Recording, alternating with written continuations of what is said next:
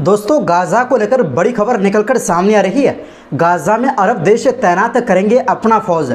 आखिर किसका है ये प्लान? क्या इजराइल मानेंगे? हमास पोजीशन में रहेंगे या नहीं? सब कुछ हम आपको इस वीडियो में बताएंगे। वहीं दूसरी ओर तुर्की में राष्ट्रपति एर्दोगान के खिलाफ तख्ता पलट की साजिश, हरकत में आया खुफिया एजेंसी। इसी के साथ आपको बताएंगे रूस समर्थक स्लोवाक पीएम फीको पर हमला, 5 गोलियां मारी, 3.5 घंटे ऑपरेशन के बाद बची जान। तो दोस्तों, सभी खबरें फटाफट हम आपको कम समय में आसान भाषा में एक एक करके विस्तार से बताएंगे। तो आप मेरे साथ इस वीडियो के आखिर तक बने रहिए। तो बिना टाइम लेते हुए बात करते हैं खबरों की। जी हाँ दोस्तों, अमेरिका गाज़ा में अरब देशों की फौजों की एंट्री कराने की कोशिश कर रहा है।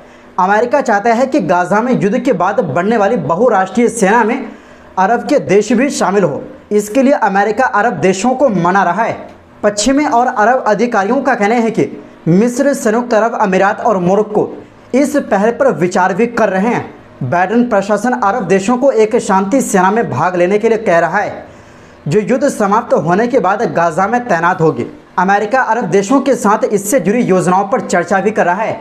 पश्चिमी और अरब अधिकारियों ने कहा कि मिस्र, संयुक्त अरब अमीरात और मोरक्को इस पहल पर विचार कर रहे हैं, लेकिन राष्ट्रपति जो बाइडेन में अमेरिकी सैनिकों को तैनात करने के इच्छुक नहीं है। ये गाज़ा पर कंट्रोल रखने वाले हमास नेता यहिया सिनवार का क्षेत्र से पत्ता साफ करने की कोशिश भी है, लेकिन क्या ये मुमकिन है? क्योंकि हमास फ़लस्तीन का अभिन्न अंग है। दरअसल एक पश्चिमी अधिकारी ने कहा, अरब देशों ने कहा है कि इस फोर्स को अमेरिका के नेतृत्व में बढ़ना चाहिए। अमेरिका इस बात पर काम करने की कोशिश कर रहा है कि वो बिना खुद ज़मीन पर उतरे इसका नेतृत्व कैसे कर सकते हैं। मिस्र, यूएई और मोरक्को ने प्रारंभिक चर्चा की है, लेकिन वे चाहते हैं कि अमेरिका पहले फ़लस्तीन को मान्यता दे। वहीं सऊदी अरब सहित कई अरब देशों ने अपनी सेना तैनात करने के विचार को खारिज कर दिया है। उन्हें डर है कि इसे इजराइल के साथ मिली भगत के रूप में देखा जाएगा। हालांकि वो गाज़ा में एक्टिव एक इंटरनेशनल फोर्स के लिए खुले हैं, क्योंकि पश्चिमी और अरब देश वहां रहने वाले इजरायली सैनिकों के एक व्यवहार्य विकल्प चाहते हैं। दोस्तों, अमेरिका इस योजना को रफ्तार देने की कोशिश कर रहा है, लेकिन वो इस बात पर स्ट्रांग है कि ज़मीन पर उसका कोई सैनिक नहीं होगा। जाहिर है कि गाज़ा में अरब स्टेबिलिटी फोर्स को देखने के लिए अभी एक लंबा रास्ता तय कर रहे हैं। अभी ये भी साफ नहीं है कि इजराइल का रुख क्या होगा।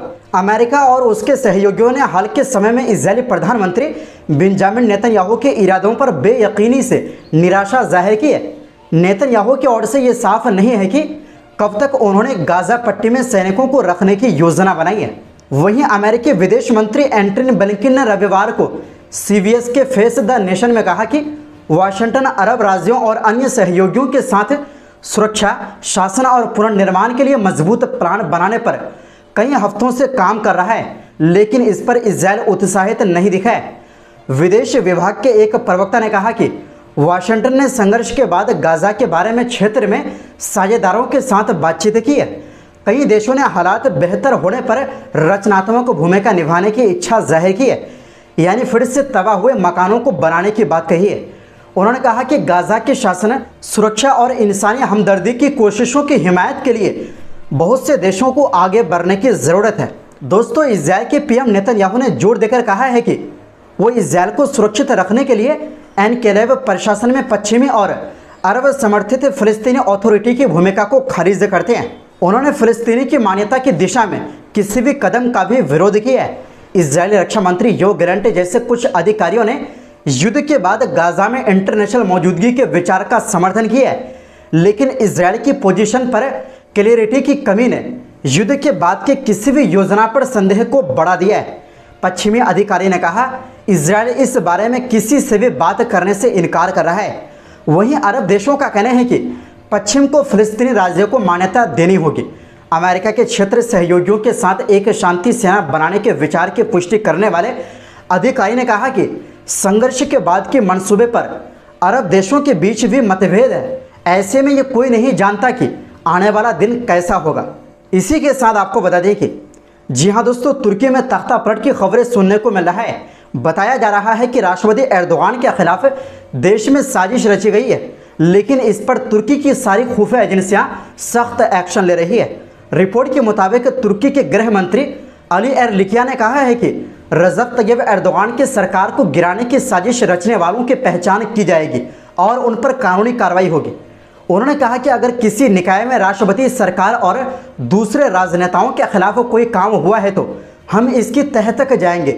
हम इस पूरे स्ट्रक्चर की संरचना की पहचान करेंगे और सभी को अदालत के सामने पेश करके सजा दिलाएंगे। उन्होंने ये भी ऐलान किया है कि इंस्पेक्टरों की रिपोर्ट भी जल्दी ही तैयार हो जाएगी और सार्वजनिक कर दी जाएगी।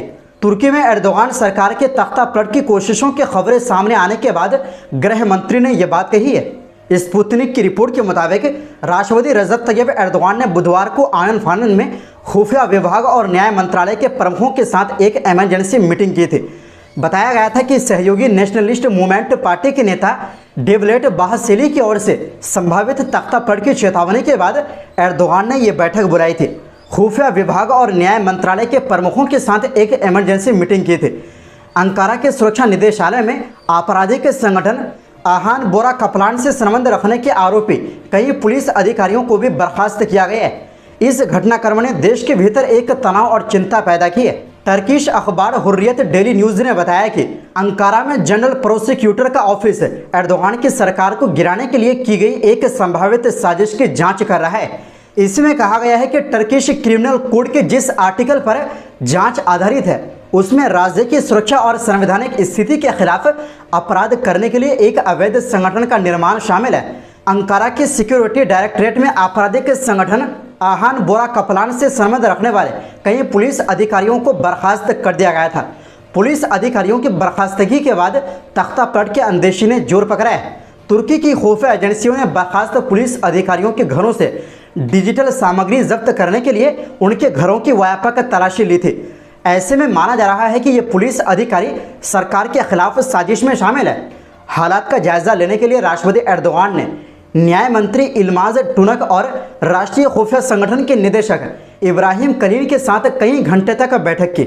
इसी के साथ आपको बता दें कि जी हाँ दोस्तों, यूरोपीय देश स्लोवाकिया के प्रधानमंत्री रॉबर्ट फिको पर बुधवार को 71 साल के व्यक्ति ने जानलेवा हमला किया।